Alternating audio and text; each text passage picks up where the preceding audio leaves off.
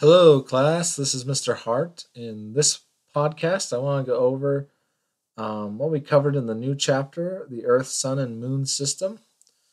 And up to this point, we've really been talking about things that are pretty far away from us, other planets in our solar system, other galaxies, the universe, okay? But we haven't really covered anything that's really directly affecting us quite as much as the sun and moon are, okay? So in this chapter, we're really going to look at some of the systems between the Earth, Sun, and Moon that have a big effect on our daily lives. Okay, but let's first of all let's talk about the Earth. So, excuse me, the Earth is very unique, as you know, because it's the only planet in our solar system that has life, only one that has water. Our atmosphere is very unique as it has oxygen and carbon dioxide and these other things in it. Okay. And if you remember, the reason I said that is because it lands right in the sweet spot of the solar system, if you will. It's just the right distance from the Earth that water is at the temperature where it would be in liquid form. Okay. So that's probably the biggest factor that allowed us to have life is that we have this, just the right distance from the sun where water would show up in its liquid form and so we could start to have life. Okay. But there are some other things that do affect what we have and why things work the way they do. So let's look at some of those other things. Okay. One of those things is the Earth's magnetic field. Okay. And the interesting thing is we actually discovered like a compass that points, which direction is north, as you've probably used before. We actually discovered that compass before we discovered really how magnets worked. And so imagine you're standing right here on the Earth and you look at your compass and it's pointing north, right, towards the North Pole. Those early people that had used the compasses thought, hey, if it's pointing north, that must mean this special force is also north. And so, because of the way we named it, they were off, and that actually is now our magnetic south pole. Because if you think about it, if you have a compass with a north pole pointing north, it's going to want to point towards the south pole of another magnet, right? If you've ever used a magnet, north and south go together, north and north repel. So, unfortunately, we have this kind of misnaming of magnetic field, and so our physical north pole is actually our magnetic south pole. So it's kind of weird how it ended up that way, but it's okay, I guess. We just have to remember physical north pole is our magnetic south pole, and vice versa. Our physical south pole is our magnetic north pole. Okay. But this magnetic field actually has a lot of unique effects, and one of those is that it helps deflect solar flares. So we'll talk more about solar flares later and what they are, but it's this stream of particles and energy that comes from the sun. And when it heads towards our Earth, if we didn't have this magnetic field, we would just get blasted by it all the time, and it really would mess up our atmosphere and probably would cause a lot of life forms to stop existing if we took it head on. But fortunately, we have this magnetic field that really deflects these energetic particles away from us. Okay, and this is really good because we don't see most of the solar flares blast. We we get a lot of it deflected away from us. Some of it does get deflected towards the north and south poles. So if you've ever seen like the northern lights in Alaska, those green and red, you know, dust in the sky, that's from the solar flares interacting with us. But even with that hitting us, it's nowhere near as much as if we just took it head on without the magnetic field. So the magnetic field really acts as a shield for us. So this is really nice. Um, Probably wouldn't have the same Earth we have today if we didn't have this magnetic field. So it really benefits us that we do have this. And we'll talk more later about where that magnetic field comes from. Okay, in a different unit. All right, another thing we talked about was the Earth's rotation and revolution. Okay, again, rotation, how long it takes to, or like an Earth day is how long it takes to rotate on its axis once. An Earth year is how long it takes to revolve around the sun once. Okay. If you've ever seen one of these, this is called a Foucault pendulum, and it helps us kind of monitor how much the Earth's rotating. Okay, they use these to determine latitudes and other interesting things, but it rotates throughout the day. And some of the main things you should know about Earth's rotation is you probably have learned that a day is 24 hours, so you would think that it takes 24 hours to rotate. But if you look at the exacts, it takes Earth 23 hours, 56 minutes, and 4 seconds to make one complete rotation. So it's not quite 24 hours, but because the Earth is actually moving in its orbit as well, it needs a little bit of time to make that correction. And that extra 3 minutes and 56 seconds makes the correction so it's facing towards the right part of the sun. And so that gives us our 24-hour day. But so just remember, the 24-hour day isn't exactly how long it takes to rotate once. It's actually how long it takes to rotate once and make a little bit of correction so it's facing the sun. So there's that. Then also you should know that the Earth takes 365.24 days to revolve around the sun, or to go around once in its orbit. And again, those extra 0.24 days we account with leap years. Okay, every 4 years we add on an extra day so that we can account for that extra bit in the revolution. Okay. All right, then we talked about the Earth's tilt. If you look at its orbit, the Earth is not directly parallel to it. It's actually tilted about 23 degrees, okay, which gives us interesting features because we have this tilt, we don't have the equator being the hottest part of the Earth all the time. If we weren't tilted, the equator would be the hottest all year. But because we're tilted, sometimes the equator is hottest, but sometimes the tropics are hottest. And they're these latitude lines that are 23 degrees, or the amount of the tilt, right? So during Earth's summer, Tropic of Cancer is the hottest because it's tilted towards the sun. And then during the winter, or the southern hemisphere's summer, the Tropic of Capricorn is tilted towards the sun. And so we get this variation. That's why we get seasons. That's why we get hotter parts of the year. Okay. So the hottest part on Earth is kind of oscillating between the Tropic of Cancer, Tropic of Capricorn, and the equator. Okay. As it goes through the seasons. All right. And then another thing we talked about was, does the distance from the sun cause the seasons? And, that's a common idea that it is the distance from the sun, but that's a myth. Okay. That's a misconception. It has nothing to do with the distance. It has everything to do with the tilt, though. So when the Earth's tilted towards the sun, it's the summer. When the Earth is tilted away from the sun, it's our winter. And vice versa for the southern hemisphere. So when the southern hemisphere is tilted away, it's their winter. And when the southern hemisphere is tilted towards, it's their summer. Okay? So hopefully you've seen that before. If not, you can find plenty of videos about how the seasons work. But just think about that tilt towards the sun. And think about how, if you're tilted towards the sun, you're going to receive more light. So this is an example when the Earth is not tilted. Okay. And if you look at the equator, these little red lines show that you only have to have a little bit of area per sunlight, you could say.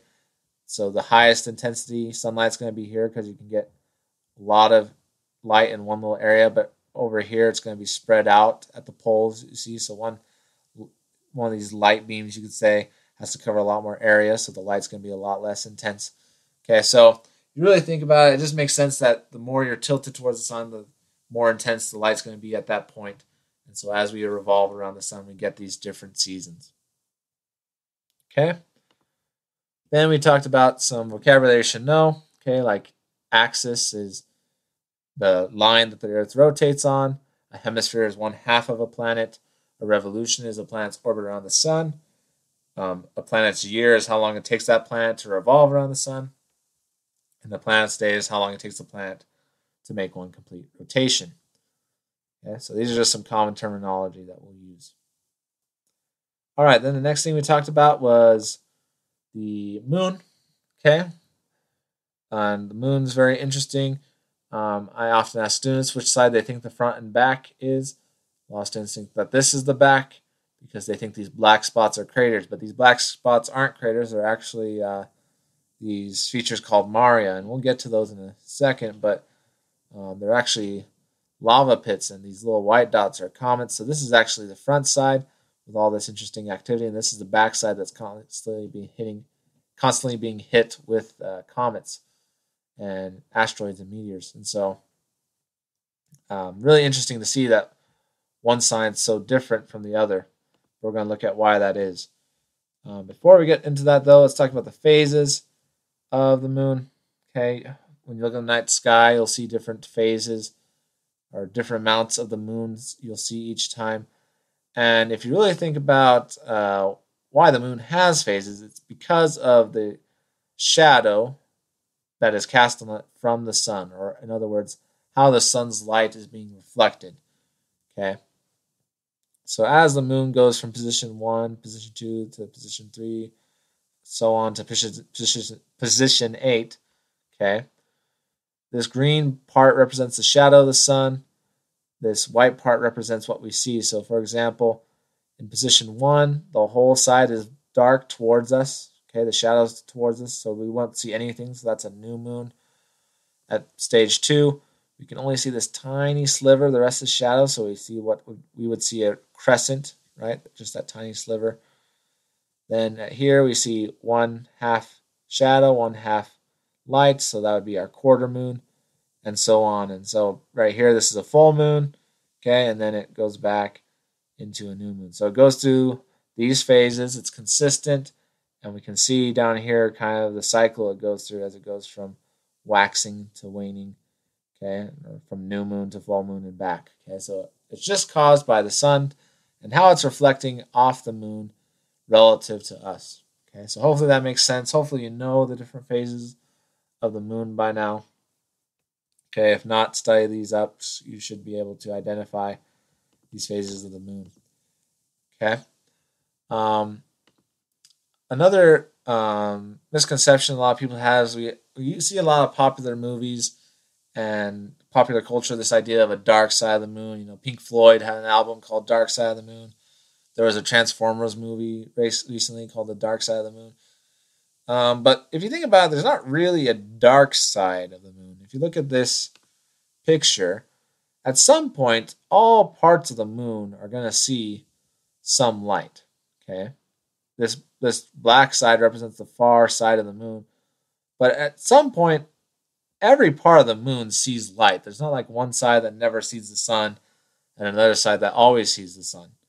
Okay, it just doesn't make sense. So there's no dark side of the moon. But there is a far side of the moon. In other words, the moon is always rotating as it goes around in its orbit. And so there's one side that we never see. Okay, so this black bar represents, again, the far side. And you notice there's never any part of the far side of the moon that we can see. Okay, so no matter what part of Earth you're on and what phase the moon's in, we'll never see this back side because the moon rotates as fast as it revolves. And so there is no dark side, but there is a far side that we don't normally see. Okay. Another thing we talked about is some of the features of the moon. If you notice, the moon has no atmosphere because it's very small, doesn't have a lot of gravity, and it just kind of evaporates away. It also has less gravity than the Earth, obviously, because it's less massive. Okay, it's much smaller. It's about 1/6 the gravity. Okay. Some other features of the moon is it has a lot of craters, right? So as things come into the Earth's orbit, a lot of them will hit the moon before they hit the Earth because the moon kind of catches them before they can get to us. Because they're falling into our orbit, falling towards us. The moon usually bumps into them before we do. And so the backside of the moon has a lot of craters from meteors striking into it. Okay, another features of the moon are the Maria and Terrea that I'm talking about. So Maria are these black spots that are basaltic lava pits. Okay, kind of dried up lava, if you will think about it like that. And the Terrea are the highlands of the moon. Okay, kind of the mountain ranges of the moon. So Maria, in its official definition, actually means sea because when ancient astronomers looked at the moon, they thought they were looking at seas. Okay, so they called it Maria. The Maria are just solid flat areas of cooled basaltic lava. Okay, then there's the Terrea, which are the highlands of the moon, consisting of high mountain ranges of light silicate materials. So instead of having valleys and mountains like we do, you would call them Maria and Terrea on the moon. Okay. All right, and then we talked about the moon's interior. Not nearly as active as the Earth's interior, but it does kind of have these different layers. You can think about it does have a core, it kind of has a mantle, but not nearly as such a large scale as the Earth does. Okay. We also talked about the formation of the moon, and most people think the formation of the moon came from a Mars-sized object striking into the Earth and kind of bouncing off and getting caught in orbit. So the core of that Mars-sized object became the moon that we have today. Okay, that's what most people think. It's just a large collision was able to catch the moon in our orbit. Okay. Then the last thing we talked about was the Apollo 11 mission. And so we watched a video in class that did a very good job. It was a documentary about the Apollo program, what the goal of the Apollo 11 mission was, and some of the success and failures of the Apollo program. So really interesting time, really quite an amazing time in American history to be able to land on the moon. Within an 8-year period, we had launched, 11 rockets into space. We had landed on the moon, so to do that in that much time, that short amount of time, was really quite incredible, especially since they didn't have modern computers. So hopefully you get a chance to watch that documentary in class. And again, just an amazing feat in American history. All right. So that's the last thing we covered. But if you are watching this for participation, please answer these questions. So review question number 1. Why is there no weather on the moon? Is it A, because there is no gravity, B, there is no sunlight, C, there are no weather stations, or D, there is no atmosphere? And then also answer this. The basaltic lava seas are called A, Maria, B, Terrea, C, barium, or D, lava pits. And then the last one. The reason we never see the far side of the moon is A, it's too dark, B, we're too far away, C, it rotates at the same rate it orbits, or D, it is shy. Okay? All right, so hopefully that podcast made sense. Let me know if you have any questions, and thank you for watching.